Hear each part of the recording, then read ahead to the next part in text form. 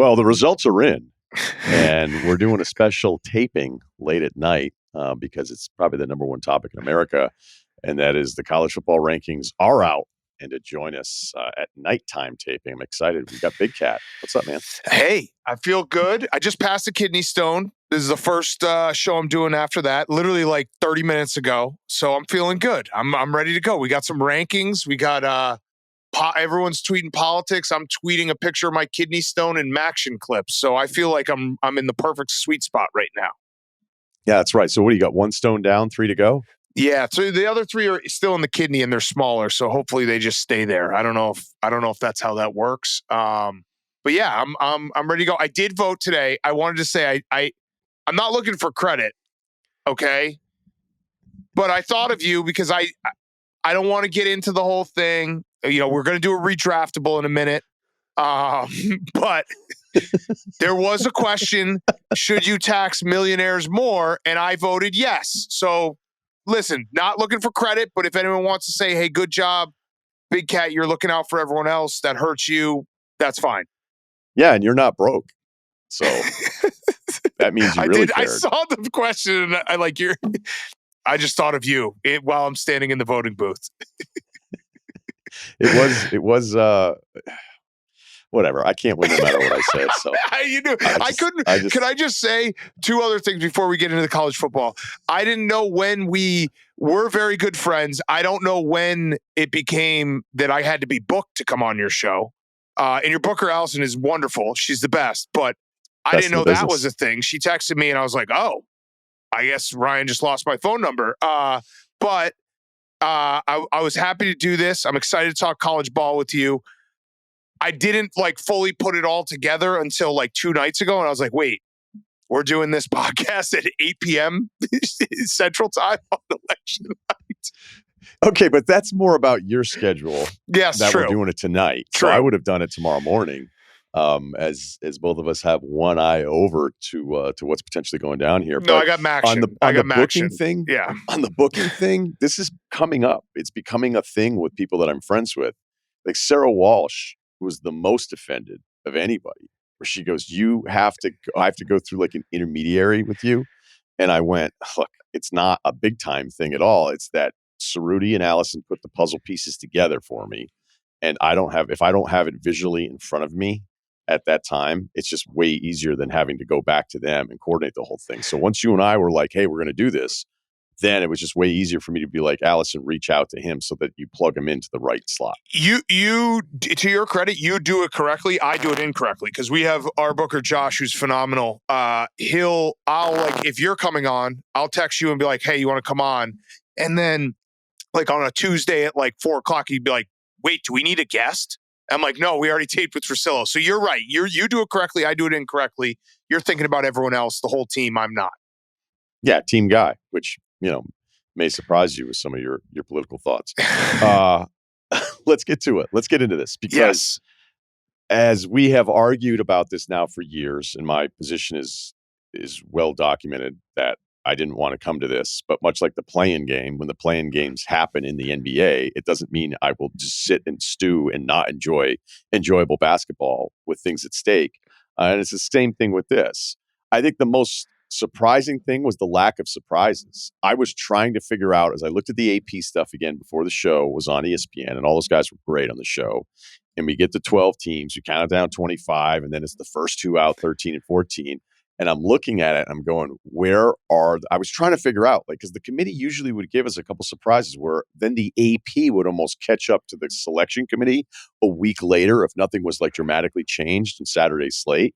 And if you look at this, the top 13 schools, it's the same 13. The only change is they have Ohio State 2 and Georgia 3. So if you were to ask me, what was the surprise? The first thing was that there wasn't really something that felt completely out of whack in comparison to how the AP has been going the last couple of weeks. Okay, so I have a couple surprises, but I want to address first your wrong take about the college football playoff. Now, I'll admit, I got to the right answer with bad work. Remember when you would have to scribble work and you're looking in the back of the book for the math answer and you're like, I'm going to pretend that I did the work here. And I got it right. So the 12-team playoff is perfect. If you look at this field right now, I don't think it's just 4 teams that can win it all like it has been in years past. So the 12-team playoff is perfect for right now in college football. If this was a 12-team playoff 5 years ago, 10 years ago, I think you would have been right. But because the NIL and the transfer portal has flattened the competition a little bit and there's more parity, I'm very, very excited for the 12-team playoff. So I got to the right answer that we needed a 12-team playoff. I just didn't expect it to be beneficial for the NIL and the transfer portal to get us to this point where there's more parity in a sport that usually has no parity. Because remember those years where it was like, there's 2 teams that can win it all, maybe 3, and we do a 4-team playoff. Now I really do think like there are 5 or 6 teams that I could confidently say could win the whole thing.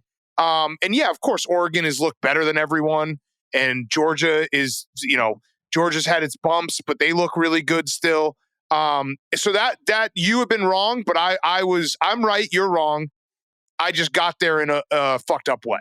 Does that make sense? Yeah, because you told me I was wrong forever. Then you actually apologized to me in August for saying that I was right about this. And then a couple of weeks ago, you sent me a text, and then I think there was a public statement made where you were retracting the apology. Yes. That just once again proved. Here's what I would tell you. There's still hope though for you being wrong. No, because you and others that think now parity is the new normal because we're 9 weeks into one season. Of course. Like, I do not understand this. Like, I look at the world through like plate tectonics. Okay, I think you have to see things move for a long period of time to come up with some definitive answer. So did the NIL and the transfer portal really lead to parity, or did there happen to be a year that feels like there is parity? Because if you're saying that it's only happening for that, well, then you're completely flawed part of the position is that, so that means prior to this, we've never just had a season of parity because that was an older system. So maybe there is parity. Maybe it's wide open. Maybe we get to 9 teams who are not going, no way, they can't win a national championship, which is an exercise that we should do. But for everyone to be in a rush that college football is now forever changed and this is the new norm, I need multiple seasons of seeing this play out before I'm ready to accept it as the new normal. And that is the difference between you and me. We are like yin and yang, oil and water when it comes to this stuff. You need like 5 years of data to then be like, all right, here's my opinion. I need maybe a week and a half to be like, yep, this is what's going to happen for the rest of my life. My pushback on that would be Diego Pavia. That's a transfer portal guy who Vanderbilt doesn't have the season they're having if they don't get a Diego Pavia. The entire Indiana roster, Cam Ward at Miami, these are the moves that you can get some of these big time players that can change the scope of where your program is going in a flash, and it doesn't take years and years and years of stacking recruiting on recruiting on recruiting that only the big dogs could do. Right, like a homegrown guy like Cam Newton. Yeah, right, exactly. Well, he stole some laptops. Accused. Don't say anything because I haven't got to that episode of the Hernandez doc yet. Okay, wait. All right. So here are my surprises. You ready for my surprises? Yeah. Give them to you. I think I understand the case against Indiana. I'll make the case for Indiana. They've killed everyone. And I know how the committee usually works. They need the data point of a good win outweighs, a weak undefeated schedule. But if you look at Indiana and in Ohio State, and I get it, Ohio State, their win against Penn State on the road is better than anything Indiana's done. They have 2 common opponents, Nebraska and Michigan State. Indiana killed both. Ohio State struggled with Nebraska. So I think Indiana should have been a little higher. SMU should be higher. BYU, I think also should be higher because they are undefeated. BYU did beat SMU. SMU beat Pitt. SMU beat Louisville on the road. SMU should be in the top 12 as well. Yeah, because if you look at the dispersal of the first 12, SEC 4, Big Ten 4, ACC 1, the Clemson loss, kind of eliminates them from all of this. It's also kind of a problem that I have. I think Miami's good. Yeah. But I'm going to have a really hard time with them at 12-0 of thinking, I don't even know if I would have them ahead of BYU if BYU's undefeated. Yeah, Miami's interesting because Cam Ward is so phenomenal and he can get them out of everything, but their defense gets them into these problems. And it feels like they're playing that, the Virginia Tech game, the Cal game, where it's the Duke game. The Duke game. Yeah, I mean, they ended up killing Duke at the end, but the beginning of the game, it was hairy there. Notre Dame, though. Why is SMU not ahead of Notre Dame? That makes no sense to me. Notre Dame has the worst loss of any of the teams in the top 12. They obviously have a very good win in Texas A&M. on the road to start the season, but SMU has beaten. They have a loss that's aged very well with BYU. When that game happened, we thought BYU was nothing. They're undefeated, and SMU has killed Pitt, a ranked Pitt team, and then went on the road and beat a ranked Louisville team. So why is SMU behind Notre Dame? That makes no sense to me. It doesn't make any sense to me either. And I might just be kind of down on Notre Dame from the summer and going like, yeah, they might be all right. I thought the A&M win was a really big deal because I just thought it was a tough game. It's opening night game down there. The place is wild. And even though it wasn't pretty, it also looked like they had lost the game early on a penalty. And it's like, okay, this thing's probably over. And they fought back and they found a way. And the numbers, just across the board, you're like, what do I make of this? It's like, well, you had to watch and appreciate whoever won that game because that was a tough battle. And now since then, you're like, what else is there remaining with their schedule that's going to get me excited about them? So SMU feels like they're trending in a better direction momentum-wise than Notre Dame does. Yeah. And it's probably the point, like some of these teams where if you go, okay, Indiana, Georgia, who you picking? All right, do you really need to discuss it? You picking it? Like Notre Dame, SMU, to me, is an actual conversation. Yeah, agreed. It absolutely is a conversation because I don't understand the resume if you put them up against each other. I don't know why. Navy, obviously, the way that Notre Dame beat Navy was impressive, and Navy was ranked at the time. I didn't think that I thought Navy was playing bad teams, kind of like your argument with Indiana, and it's like a nice story. We all want to get around it, but I expected that result, and that result happened. The other one that we should mention is there is that world where like Army is still alive and everything ahead of them. And I know that Navy, we saw what Notre Dame looked like against Navy. I think Army's better than Navy, but it's crazy that Army could crash the whole party and be, they could even get into a top 4, right? Like if chaos happens, if BYU loses. Wait, you're talking about Army Yeah. winning as the group of 5? Yeah. But you're taking Boise out then, right? Yeah, I guess you'd have to take Boise out too, but there would be chaos, but Army's still there. Tulane's still there. This is why I love the 12-team playoff. There are 22 teams that can conceivably say they still have a shot at getting in, and you have elimination games coming up this weekend with LSU and Alabama. Ole Miss and Georgia's an elimination game for Ole Miss. This is why the 12-team playoff's great to me because we're in November and there are 20 teams that can say, hey, if we win the rest of our games, we got a real shot. Colorado's got a real shot. Yeah, when you look at Boise, I mean, good luck trying to find a loss out of that because the Mountain West teams they have remaining, and Nevada, who's terrible, Wyoming isn't any good this year, and then what is it, San Jose State? Yeah, because they just beat San Diego State. San Jose State, don't sleep on San Jose State. San Jose State has one of the best wide receivers in the entire college football. Have you seen him, Nick Nash? The dude is ridiculous. Yeah, no relation to the Cash Kid, right? I don't think any relation to the Cash Kid. He's got here's one of his lines. Now, this was against Kennesaw State, this is back-to-back games for Nick Nash. 17 receptions, 225 yards, 3 touchdowns. And then the next game was 16 receptions, 152 yards, 2 touchdowns. They just throw it to him constantly. And I know we're going to beat, but I just wanted to shout out Nick Nash. All right. Well, I'm glad we got him in there. All right, let's go back to the top and kind of work our way down here because the Oregon thing, we've got it. They like Ohio State better than Georgia, as we told you at the top. But Georgia would be the 2 seed as SEC champ, and Ohio State behind Oregon makes them the 5. So we already covered that. Who do you think is better? Who do you think has a better argument? Give me both answers. Who do you think has a better argument to be number 2? Who do you think should be number 2? I think Georgia should be number 2, and I think they're better than Ohio State. If I had to go gun to my head right now. I agree. Now, the thing that I should be able to use is like, hey, I like Beck better than Will Howard. I don't like Beck at all right now. Neither do I. Mess. But too much eye black. Yeah, a lot. Way too much eye black. No, like when he comes into the tunnel with that look, you're like, you got to be really good. You got to stop throwing interceptions if you're going to go sleeve and some of the accessories and all that kind of stuff. And then it's like, man, like you don't want to have to tell a kid to get his sleeve filled in, but like you got to stop throwing 3 picks a game. Some of them are so bad. He looks like when you play NCAA football and you're like, let me just go crazy with accessories. And you're like, just chill out, man. Like, just go play quarterback. You don't need to do this. So I'm with you on Beck. He's been bad. The case for Georgia over Ohio State would be Georgia. Obviously, they've had a couple games where it's like not looked great. Kentucky, even the Mississippi State game was weird. But Georgia, when it boils down to it, Georgia had one really bad half, right? They had one really bad half. And I know that Ohio State only lost by 1 to Oregon, but Georgia then went into Texas, and I think Texas is better than Penn State. So that win to me is more impressive, and they killed Texas. That wasn't really a game that was close, whereas Ohio State, like that was a coin flip game. So, yeah, I would take Georgia over Ohio State right this second. I agree on all that. I think the best Ohio State's looked all year is their loss. So even more so than the win against Penn State. And I think sometimes the history of Penn State kind of plays in all that, even though I still feel better about Penn State closing this season than I did them last season.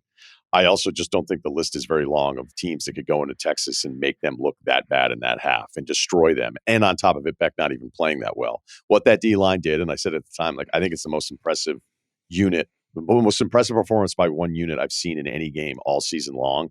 And I think the list stops after Georgia of teams that could go there and do it. I'm assuming a lot, assuming that no other team can do it. It's just the way they did it, and to that offensive line and to Ewers, who, you start stacking up all these guys that are ranked to be first-round quarterbacks, too. It's like, how many of these guys can actually go in the first round if you've been benched your last season before the draft? But we're on the same page there. But look, one of the things that I always try to tell everybody about it after having the committee chair on the radio show all those years and the podcast all the years, and then sitting in mock runs of this thing with people from the committee, which was really just a great learning experience, is that whoever is like at the head, who's the media presence for the committee, like they basically never want to be tied down to anything, knowing how annoying all of us would be. Is like, hey, how much does conference rankings matter? And they're like, it doesn't. It's like, well, wait, you said, if anybody had said, yeah, we actually thought like this conference was better than this conference was third, or this conference was fifth, then we would hold it against them for like going into depth on any single explanation.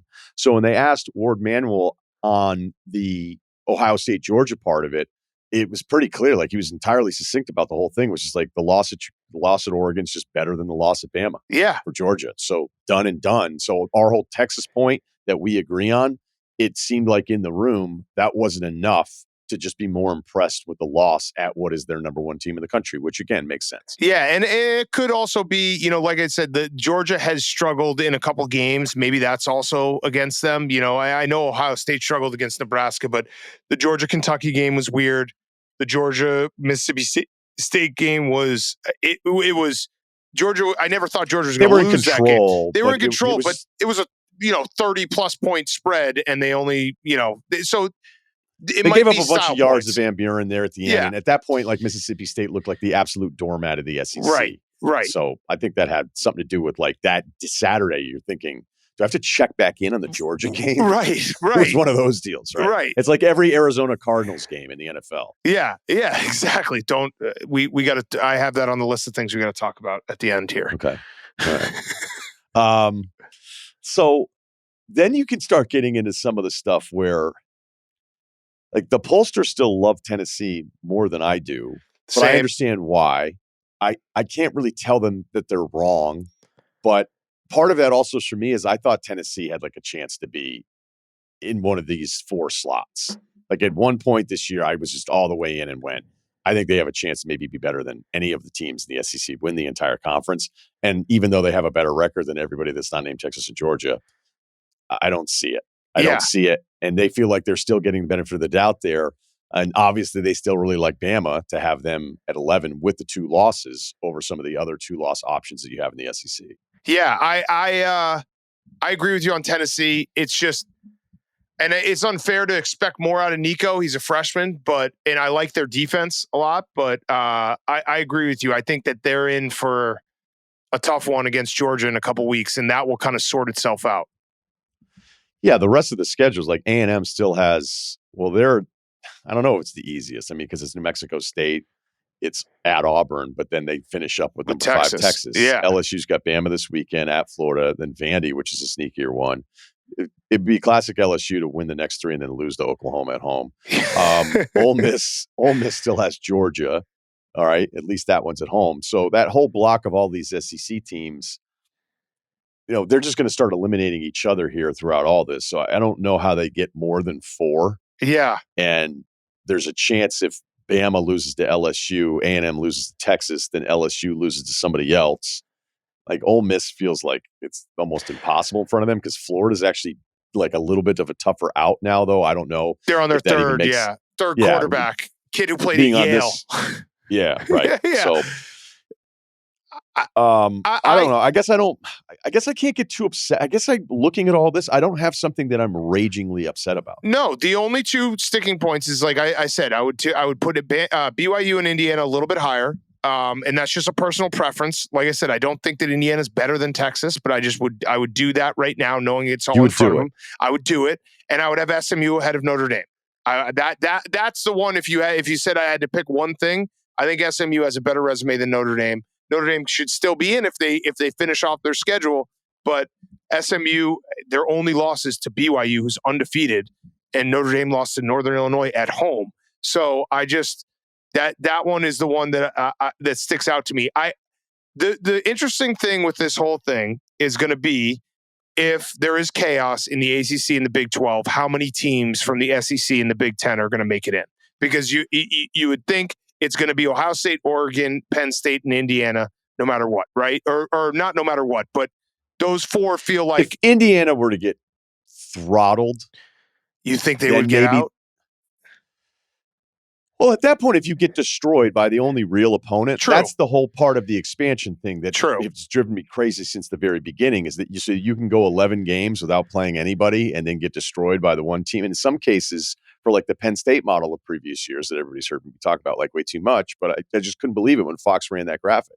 Yeah. It was a Penn State game weeks ago. And they go, in this system of the last, 4-team expansion, Penn State being in the playoffs 6 times. That's more than everybody else. And you just go, well, why is that? Because they were sneaky fucking awesome? Well, no, it's because of what we're laying out here with Indiana. And so if you only play one big boy all year and you get housed by them, and then it's like, all right, here's your playoff bid. Like, we should have a problem with anyone getting in that way. And it has nothing to do with Indiana. Agreed. The only counterpoint I would say to that is you don't know who's going to be down year to year. Nebraska has been a disappointment. Michigan has been a massive disappointment. So Indiana beats Michigan this week by, 30.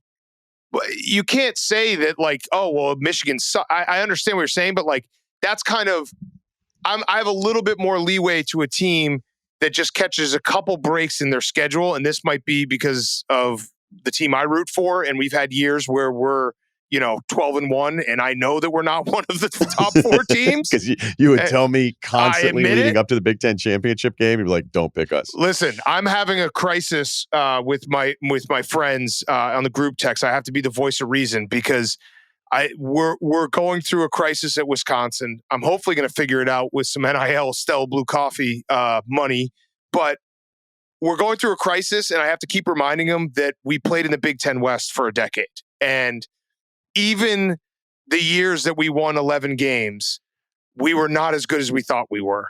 And the fall off that is perceived right now is not as severe as we think it is. It's that everything's changed around us.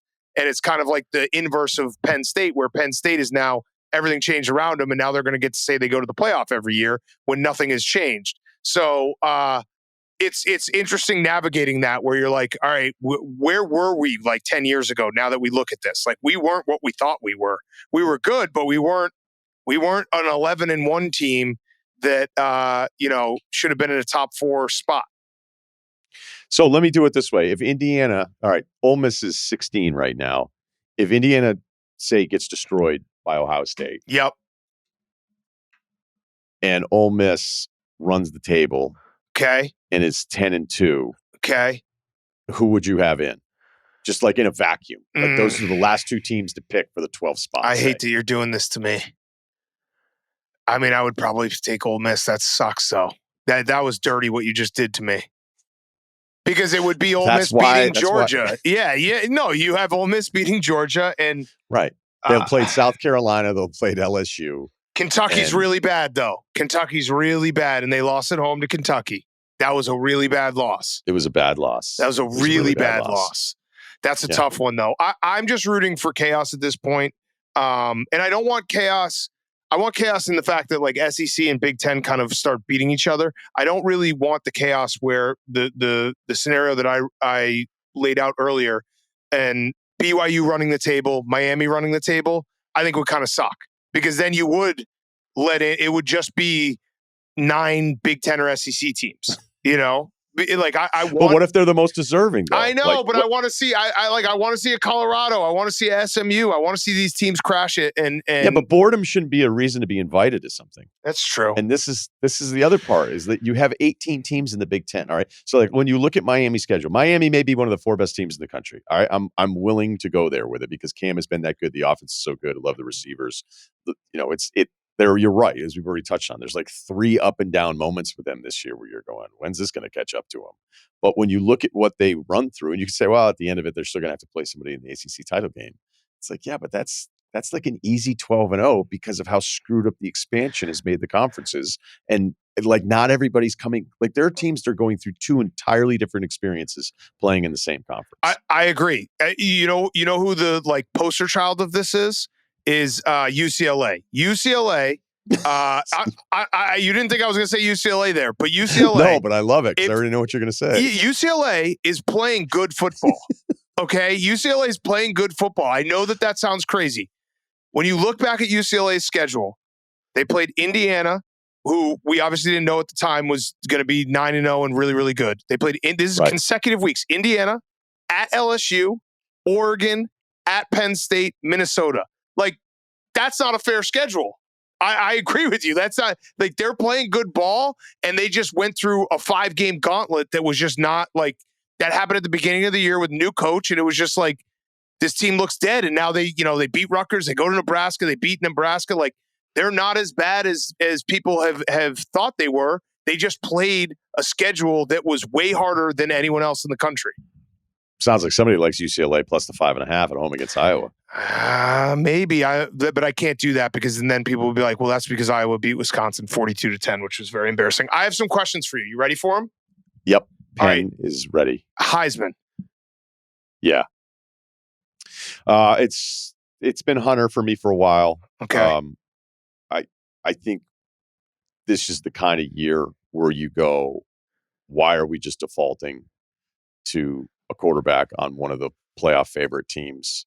Cam Ward's terrific, but I just think if you explained it to somebody who didn't know anything about football, I'd be like, well, who gets the award? Well, it's supposed to be for the person that's the best player in college football. Well, what's that guy doing? Well, he's doing something nobody's ever done before.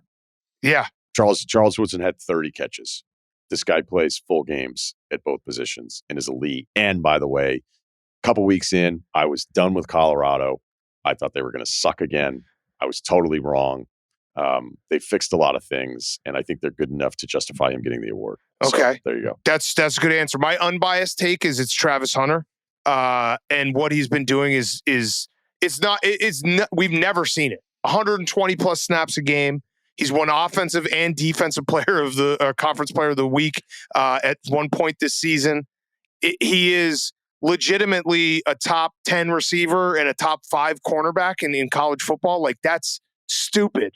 And then my biased take is I have Travis Hunter 40-1 preseason. So yeah, I know.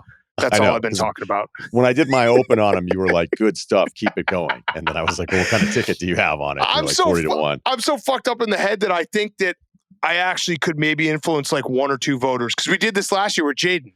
We bet on Jaden. You could do it. By the way, you realize how many Heisman voters there are? There's a million of them. So there's definitely a couple. I know. We did this with Jaden last year where, if you went back and asked me, maybe Michael Penix because he was more impactful to the story of college football that year. But we bet on him like in the middle of the season. And then every single week we were just like, Jaden Daniels got to be the Heisman. Yeah, because like last year when I was making the Wembanyama push for Defensive Player of the Year, because I just felt like in those games, and then the argument was, well, overall defensively, they're not as good as Minnesota. I was like, well, yeah, but look at all the dogs that Minnesota has surrounding Rudy on top of everything else. And by the way, it's not like I thought Rudy sucked on defense. I voted him second. And then somebody was like, keep doing that, keep pushing that. And I was like, oh, this guy's got to bet on it. Yeah. Like, he doesn't care about my basketball acumen. But you don't. You didn't. Right. You didn't have a bet. I'll tell you when I have a bet. All right. No, not me. Somebody else. Somebody else reached out. I can't bet on it. Yeah, I know you can't. I know you can't. Okay. All right. Next question. What does Penn State do with James Franklin? Be careful what you wish for. They win enough he recruits at a really high level. And 1 year it'll probably break your way where you'll get Michigan and Ohio State down at the same year. I mean, it doesn't seem likely, but Michigan went through a bunch of lean years where they wanted Harbaugh out.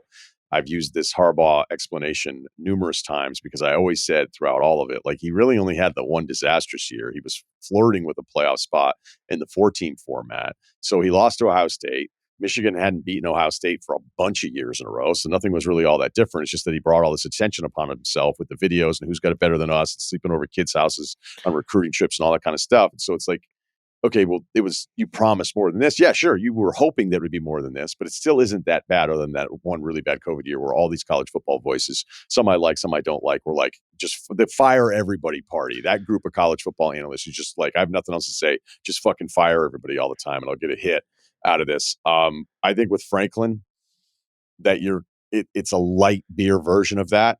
Yeah. Right? Because the Penn State losses to Ohio State don't hurt as much as the Ohio State losses for Michigan do for a bunch of obvious reasons. You don't have to be from that part of the country or be a Big Ten fan to understand that. So you look at how often he wins, even though I think a lot of it's schedule inflated that we've already covered with their fake playoff appearances. Be careful what you wish for, because unless you're going to, like, I think of all the schools that look in the mirror and see, like, think about what Oklahoma fans are thinking right now post Venables. They're thinking like, okay, well, we'll get like, we're a top 5 job. It's like, you're not a top 5 job anymore. Like Oklahoma, there's a bigger conversation that no one in Norman, like they're already mad about it pre-happening before they had a bad season. And we'd have to see more seasons like this from the Sooners to like fully buy in. But there's no way it's ever going to be what it was in the Big 12 where you just won it even in down years because Texas was messed up. Yeah. So I'm just telling you, there's all of these fan bases, and Penn State would certainly be one of them, where it's like you may think there's this hit list. Like, think who A&M ended up going with. And Elko looks like he's a perfect fit. Yeah. But it was like, at the time, it was kind of like, oh. It's not Elko? the splashy thing. Yeah. Yeah. No, I agree with you. The good news is Penn State, I think next year they play Ohio State, then they don't play them for like 3 or 4 years. So it will solve itself in that respect. Oh, well, that's cool. Yeah. That's a good reason for expansion. Yeah. It is crazy though, because he can't get over that hump. And I would understand how it's frustrating, but I agree with you. Like, you can't. You basically are just hoping, like, the limitations, but to change course at this point, you might get into serious pain that you're not having right now. My terrible like fantasy, like fucked up how everything plays out. You ready for this? Yeah. Lincoln Riley takes the Bears job. James Franklin goes to USC. Kurt Signetti goes to Penn State. Penn State stays good. USC gets good. The Bears suck even more. I love how it came back to it still not working out for the Bears. I gotta be honest, like when you started that thing, you landed the plane. Yeah, I did. You really did. Signetti's a Pittsburgh guy. Franklin has obviously flirted with USC, and Lincoln Riley has, Caleb Williams. So it's not the craziest thing. Yeah, because I mean, you just presented something like, here's something that's not going to happen, but it'll be fun. So for me to take it seriously and go through all the reasons why, like, defeats the purpose of the fun part of it. The Lincoln thing in USC, you want to talk about like not like who's more disappointed post that, USC or it has to be USC more so than Oklahoma. I would say Colin Cowherd. Yeah, Cowherd's probably the most disappointed. Yeah. I love, look, I was on the phone with him right before we started this, just bullshitting for a half an hour. So that's my guy. But when he got into the Lincoln going to the West Coast, I texted him, was like, did you just do a monologue based on the reasons why you moved to Manhattan Beach? And then just applied them to Lincoln Riley. His video when USC was up against Michigan at halftime. No, Penn State. Oh, it was up against Penn State. Yeah, that's right. Yeah. That was a tough one. That video, that was credit to him. He was like, it was like he left it up. It was like a 90s like Adam Sandler villain video. Like I got chills watching it. He was Shooter McGavin somehow. I don't know how he did that. It was something else. But yeah, USC, that's a weird situation. All right, next question. Are you ready to apologize about Jared Goff? Yeah. Totally. Okay, great. But I wasn't wrong early on. Okay, great. I wasn't wrong early on. And then I almost felt like I had to say something to him because, Jesus Christ, Teddy Purcell gets a shout out, I think, every time I'm on any podcast now. So Teddy's friends with Goff, and I was with a buddy that played for the Kings. So we all got together and had a couple beers together. And it was funny because, like, my buddy was the hockey guy. So he and Teddy were just like, it's like they'd known each other years, right? And then Goff is asking me about the Warriors because he's like the biggest NBA guy. And I just kept being like, do I bring up the big cat thing with him just to start like with a clean slate with Goff? Because like we live in the same town. I'll probably be running into him a little bit. But I can't imagine after getting to know him for an hour that he would have ever cared. No, right. He wouldn't. And that was another one where I probably lucked into. You got weird about it with me at one point. Well, I mean, he's a friend. You got weird about it. You were nasty. No, because you said something to me once. You were like, "Take it easy. He's a friend." I'm like, "Boy, he came in the pod a few fucking times." No, he's a friend. Text him He's a friend. I think you're a little loose with friendship. No, Jared Goff is a friend. He wanted me to go when he got drafted. He got drafted here in Chicago, and he asked me to come to his party, and I was like, I don't know, dude. I'm like 33 or 32. I was like, I don't think this is for me. He's been a fan and a friend for a very long time. We stayed at his house. Okay, you actually are tighter with him than I realized. So, he's my guy. But because you got weird about it, and then I was kind of like, I'm wrong when they traded him. Like, I'm wrong. And then he's so good good weird now. about it. I'll admit that I am very loyal to my guys. I think Goff is so good now that when he has a bad game, when I talk about it on the podcast, I'll be like, well, that's not happening again. Yeah. Like it takes a long time for me to just get all the scars out of my head of like the times where and now, like he had like 2 40 QBR games in a row and they were still winning. And I was like, the great news is that's not going to happen again. Yeah. He's been awesome. You've got me. He's got me, awesome. And he got the extension. He deserves it. So that's a win for Big Cat. Okay. Sounds like you have more. A win for you. A win for you. I know you're a big stock guy. You trade. You're on the market. You're on the street like Nancy Pelosi. Have you ever dumped a stock at a better time than the Bears? No, I couldn't. And like my picks have never been worse right now. Like the joke is that I'm usually always around 500. So like when people give you a hard time, you're like, oh, cool. So like you're fading me and you're also losing just as much. As you know, you give out picks. It's a tough crowd. It's a tough crowd. My picks have never been worse. And I had this whole premise this year of like, what's my gut tell me? And that'll be the couch qualifier. Let's fade the public money. That'll be the other qualifier. And then I'll get one pick in from guys that work in Vegas that I'm like, hey, just give me the pick that seems to kind of the momentum of the smart people. I don't want to call it sharp money because it just leads to all this other idea that like I think I'm super plugged in and I know that I'm not. I was like, let's have some fun with trying to attack this from 3 different ways. The public money has been a fucking disaster. Disaster. Okay? The sharp one's the only one that's even close to 500 and it's below 500. And then I had lost like 5 in a row from the couch. And the last one was the Bears -2.5. Yeah. And so compounded with everything else, I am willing to renew it though. I'm not going to auto non-renew my subscription to the Bears fandom. I only made it 7 games. Yeah. But depending on who the new head coach, Cliff Kingsbury? No, Ben Johnson. But they won't hire Ben Johnson. They'll never hire anyone who's good because they don't want anyone who is bigger than the franchise since Ditka.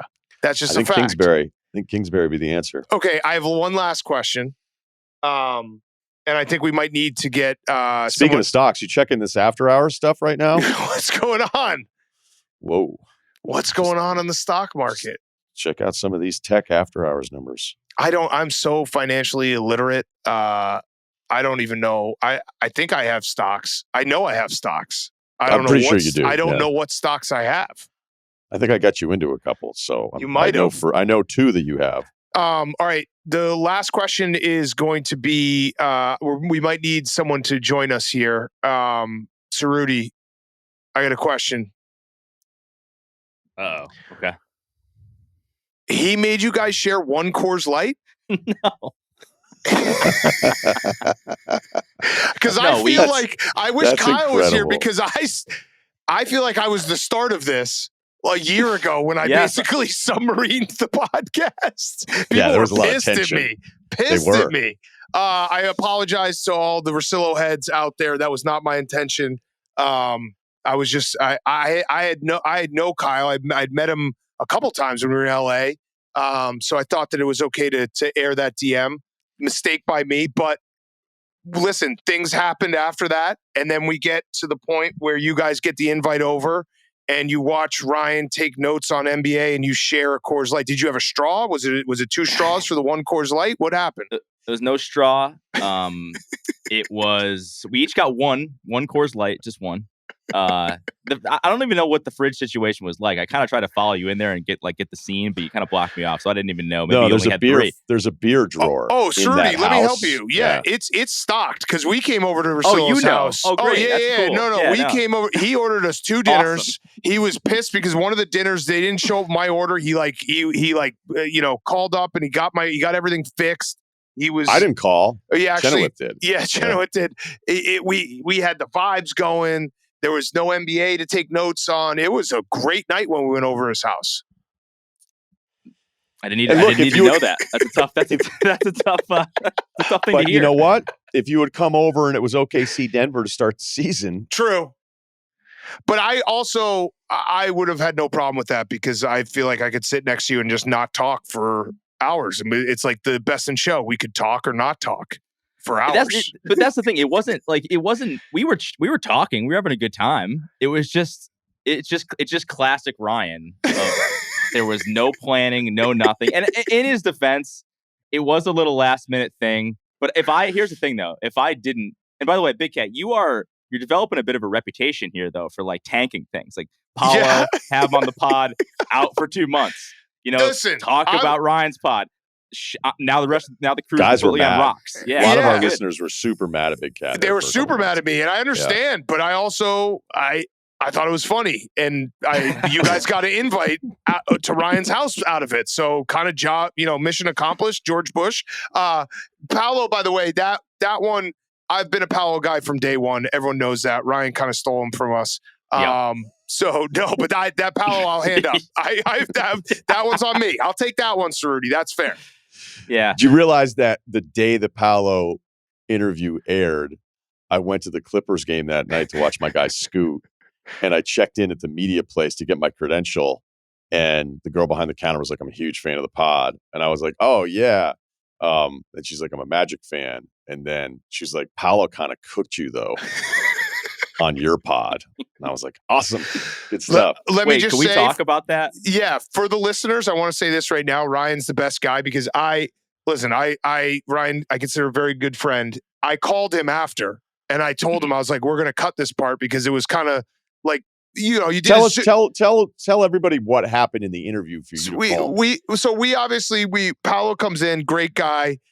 We were like, I obviously know you're the biggest Paolo guy. You've been a Paolo guy from day one. So we obviously started doing a bit where we're like, we're like, Paolo, we're the biggest guys like in your corner. Like we're going to defend you everywhere. Like there is this guy. Off of the Coach O LSU stuff that we had out this summer. But go ahead. Just trolling. Max Homa. Just trolling. Just trolling. Yeah. Little sprinkle of Max. And we're like, there's one other guy, Paolo, Ryen Russillo. He's a good friend of ours. He defends you too. And Paolo was just like, who? And we're like, no, you went on his show, and he looked to his guys who were standing off camera. He's like, I went on his show? And they're like, yeah, you went on Ryen Russillo's show. So this happens.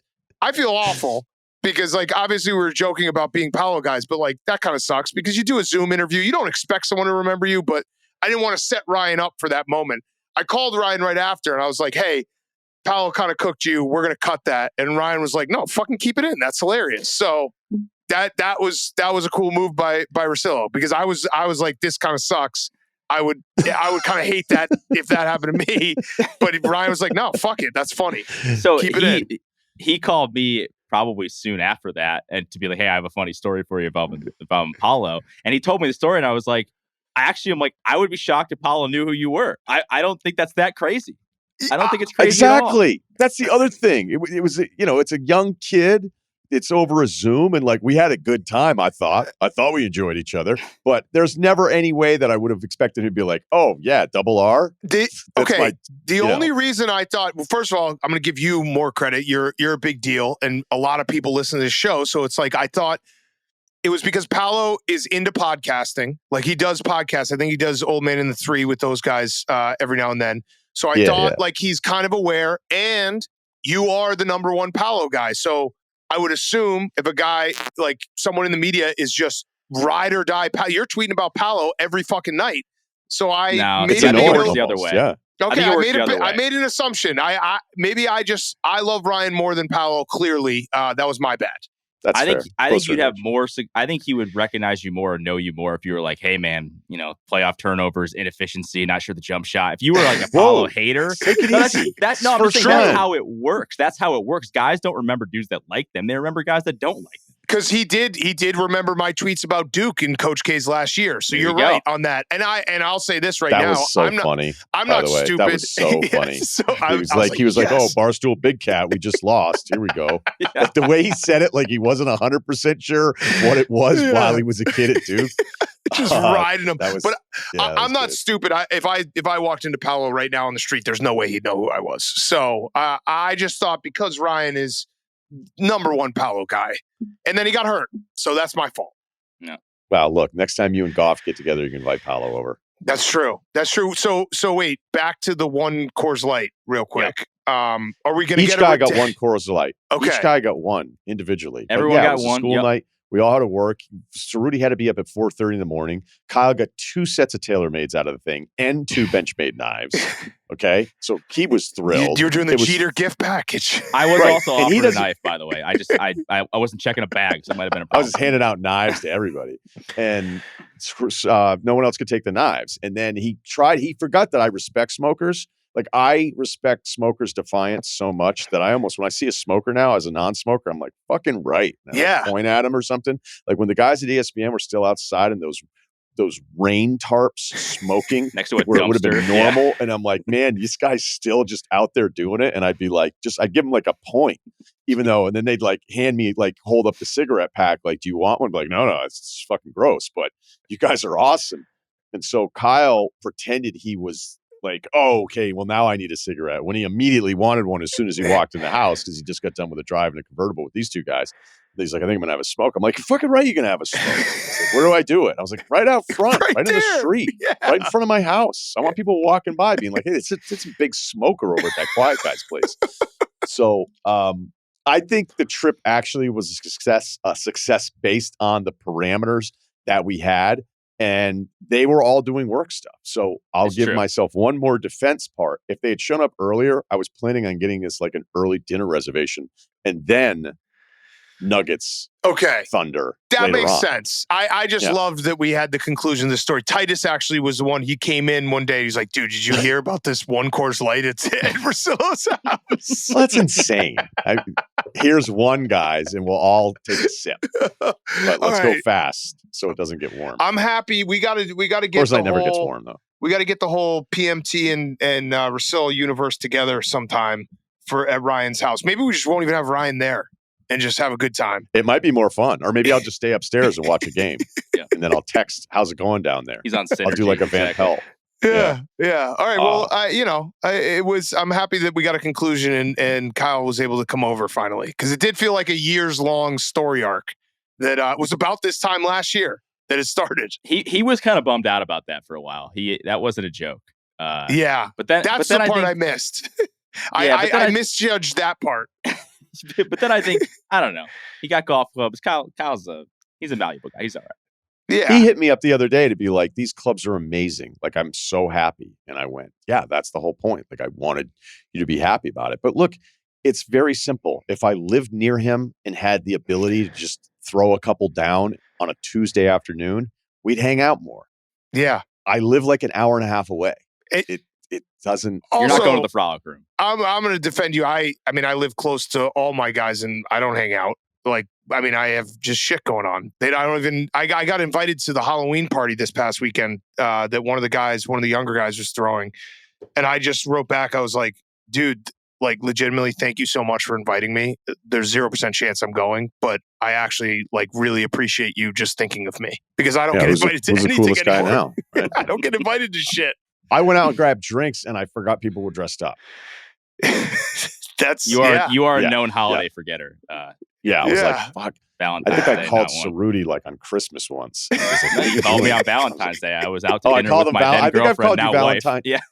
Well, how many times have I called you on Valentine's Day? Like 4 times? The famous story is you called me once and then you called me again and my phone's on the table. By the way, phone up because I'm, what's up?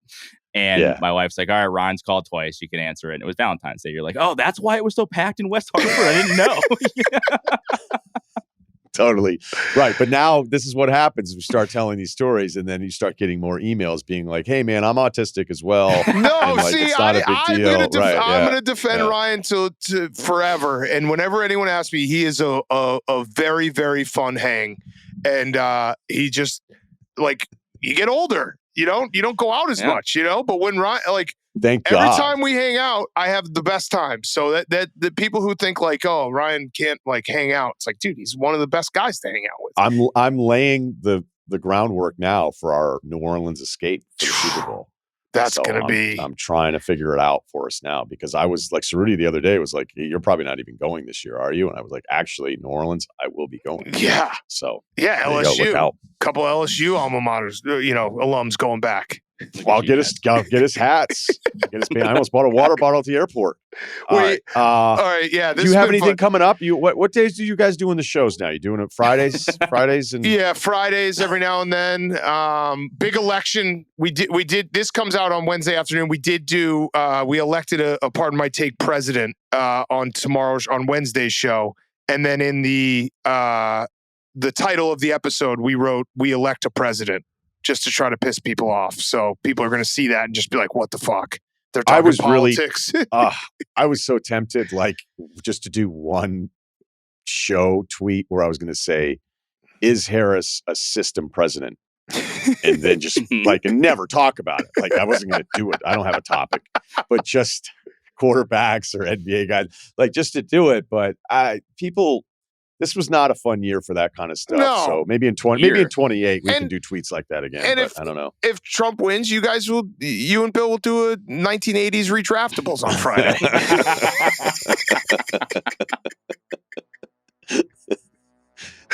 It was pre-recorded. There were no games. All right. Hey, this was everything I hoped it would be. Yes. I loved it.